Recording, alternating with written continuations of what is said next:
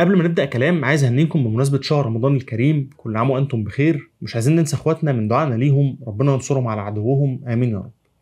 دلوقتي أنا شخص بقدر جدا صوري وفيديوهاتي وملفاتي الشخصية، الحاجات اللي بالنسبة لي بتوثق لحظات مهمة في حياتي، ولو الحاجات دي ضاعت مني هتبقى مشكلة كبيرة.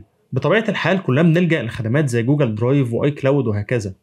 دي شركات بتقدم لك خدمة تخزين سحابية بحيث ان انت بترفع عندهم ملفاتك وفيديوهاتك وكل حاجة وبتفضل شايلها عندهم هناك. وهنا بيظهر عندك مشكلتين مهمين جدا.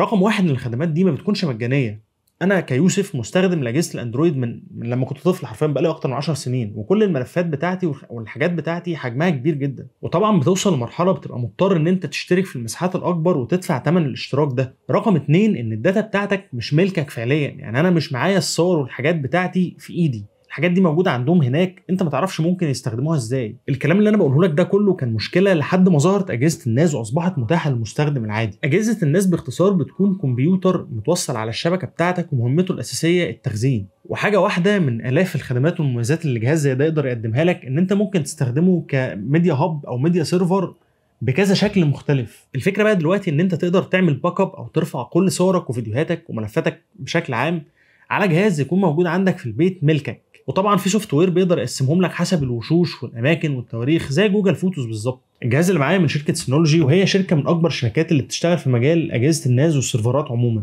الجهاز ده اسمه دي اس 423 بلس، وزي ما قلنا هو بيركب فيه هاردات. تقدر بكل سهوله تخلع الراك بتاع الهارد وتركب الهارد في الراك هنا من جوه، وبعد كده بتدخله تاني في الجهاز عندك وبتشغل جهازك وبس كده. وبالمناسبه الهاردات اللي انا بستخدمها في الجهاز ده حاليا هم هاردين كل واحد بمساحه 8 تيرا من شركه سينولوجي. وبيكون عندك في الجهاز من ورا مدخلين او مداخل لان علشان تقدر تربطه بالراوتر او السويتش اللي عندك وتكون قادر توصله على الشبكه، وساعتها الجهاز بيكون مربوط على الشبكه وتقدر تاكسسه بقى من اي مكان، سواء جوه بيتك الشبكه اللوكال بتاعتك او من بره البيت.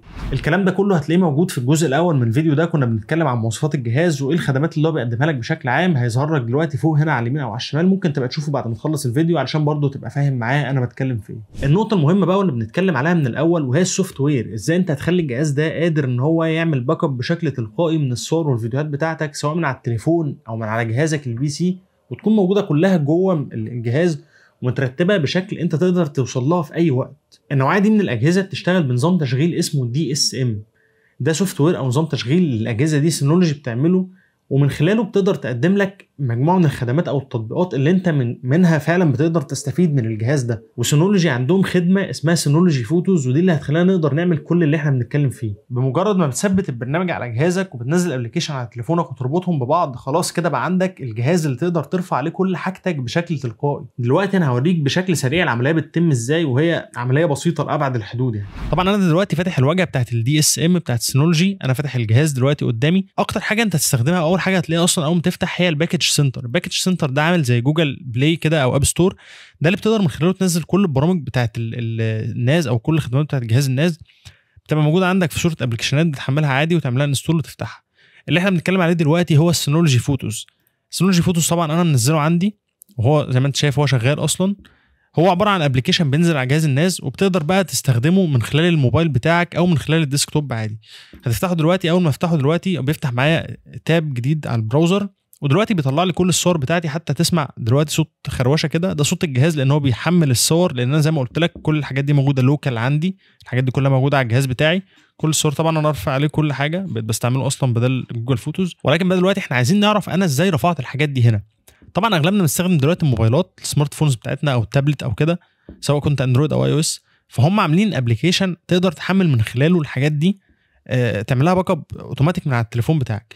هنخش على جوجل بلاي ونحمل ابلكيشن، نعمله انستول عادي، هتلاقيه اسمه سينولوجي فوتوز. زي ما انت شايف انا هستناه يحمل، وبعد ما البرنامج نزل انا دلوقتي هفتحه. اول ما تفتحه بيقول لك حبه حاجات اكسبت وبتاع.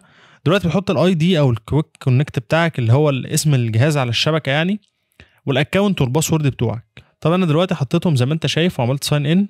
هو دلوقتي المفروض ان هو يفتح لي، طبعا بيقول لي الفيريفيكيشن كود انا علشان اعمل تحقق بخطوتين والكلام ده. ودلوقتي زي ما انت شايف بدا يحمل، وبعد كده يدخلني بيقول لي انيبل الفوتو باك اب.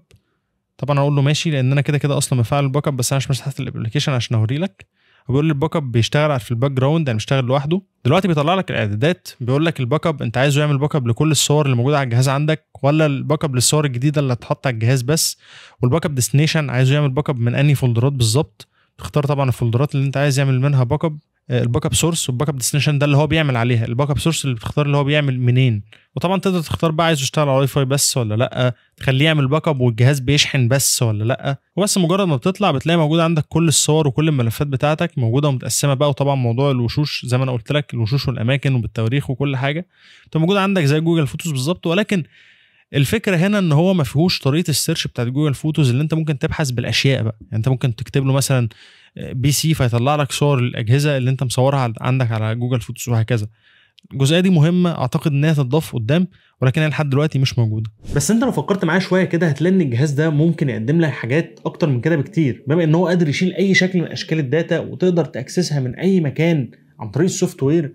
فاحنا دلوقتي ممكن يكون عندنا سوفت وير بيعمل اي حاجه احنا عايزينها. واحده من الخدمات اللي انت تقدر تثبتها على الجهاز ده وتستخدمها وعجبتني جدا فكرتها عموما هي البليكس ميديا سيرفر. بليكس هي خدمه بتتثبت على الاجهزه دي، وهي تقريبا نوعا ما نفس فكره جوجل فوتوز، ولكن هنا مش بترفع عليها صورك وفيديوهاتك الشخصيه، انت هنا بتحط عليها افلام ومسلسلات وتقدر تاكسسها من خلال اي جهاز تاني عن طريق السوفت وير زي التلفزيون مثلا. انت دلوقتي شايف قدامك التلفزيون بتاعي، وزي ما واضح فانت قدامك مكتبه افلام هي صغيره شويتين، ولكن موجود عندك افلام محطوطه بشكل منظم وليها بوستراتها واساميها. ولو دخلت على اي واحد هتلاقي عنده نبذه واسامي ممثلين والتقييم والكلام ده كله. المكتبه دي في الواقع مش موجوده على الكلاود ولا عن طريق النت، كل اللي انت شايفه ده بيحصل من خلال جهاز الناس بتاعي. كل الافلام والمسلسلات دي موجوده عندي على الجهاز، انا اللي ضايفهم.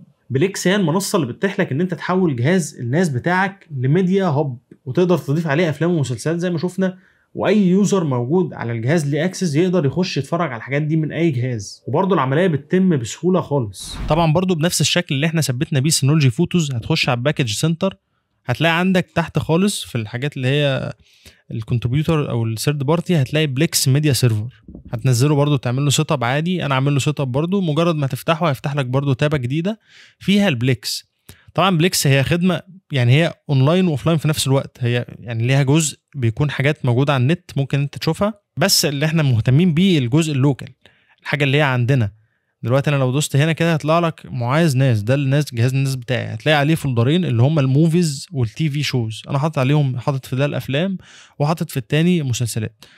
طبعا زي ما انت شايف كل الحاجات دي موجوده لوكال، ولو مثلا عندي حاجه مثلا اتفرج عليها مثلا شويه بيوريني جزء اللي انا اتفرج عليه، لو عندي حاجه مخلصها بيعمل لي جنبها صح وهكذا. نفس الكلام برضو تقدر تاكسس البرنامج ده من اي جهاز تاني زي التليفون مثلا. انا طبعا مثبته عندي على التليفون من على جوجل بلاي برضو عادي، تعمل له اوبن بيفتح عندك وبتلاقي كل الحاجات اللي انت منزلها عندك على الجهاز موجوده عندك بنفس الشكل اللي انت شايفه دلوقتي قدامك على الكمبيوتر، موجوده عندك بنفس الشكل على الموبايل. تقدر بقى تتفرج على الحاجات دي كلها. انا مش عايز اشغل حاجه طبعا لان الحاجات دي ممكن يكون عليها كوبي رايت وكده، بس تقدر تتفرج على اي حاجه موجوده عندك لوكال. لو انت شخص زي بتحب ان انت الحاجه اللي اتفرجت عليها تفضل موجوده، بتنزل فيلم مثلا مره وعايزه يفضل عندك مش عايزه يضيع تتفرج عليه وخلاص، لا حابب ان الحاجه تفضل موجوده عندك، في حاجه زي دي جامده قوي. غير بقى ان انت ممكن تاخد من صاحبك مثلا مكتبه الافلام بتاعته، تلم من 2 3 اصحابك، هتلاقي بقى عندك 2000 3000 فيلم على الجهاز مثلا، فاهمني؟ اصبحت عندك مكتبه كامله، اقعد بقى 10 سنين تتفرج براحتك على ما تخلصها. فبصراحه انا شايف فكره جامده قوي بصراحه. بتحط الافلام اللي موجوده هنا ازاي؟ بتحط الافلام اللي موجوده هنا عن طريق الفولدر بتاعها على الجهاز. لو دخلنا كده على الفايل ستيشن هتلاقي ان انت عندك حاجه هنا لما بتثبت الابلكيشن بتتعمل لوحدها اسمها بليكس ميديا وبليكس ميديا سيرفر. بليكس ميديا سيرفر ده فيه الملفات بتاعت البرنامج ملناش دعوه بيها. احنا في البليكس ميديا هنا بتعمل فولدرات، بتكريت فولدرات بقى زي ما انت عايز وتحط جواها الحاجات بتاعتك. انا عامل مثلا فولدر اسمه موفيز حاطط جوه الافلام، هتلاقي عندي فولدر تاني اسمه تي في شوز حاطط جوه المسلسلات وهكذا.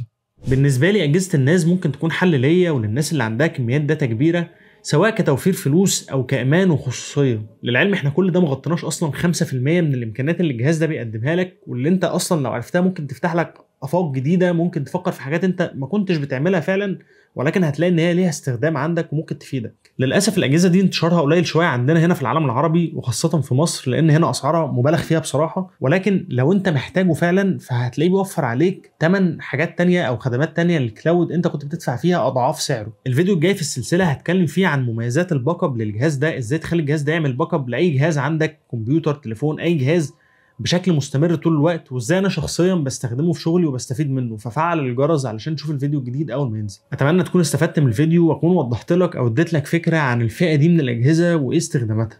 لو عجبك الفيديو ما تنساش اللايك والسبسكرايب، ولو عندك اي سؤال او استفسار سيبولي في كومنت وانا هرد عليك. كان معكم يوسف، اشوف وشكوا على خير، مع السلامه.